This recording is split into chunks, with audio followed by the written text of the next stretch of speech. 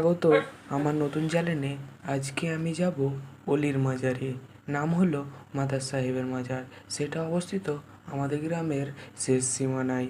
তাই দেরি না করে তাড়াতাড়ি রেডি হয়ে বাইক নিয়ে বেরিয়ে পড়লাম। যতক্ষণে পৌঁছাচ্ছি তোমরা প্লিজ চ্যানেলটাকে সাবস্ক্রাইব করে দাও।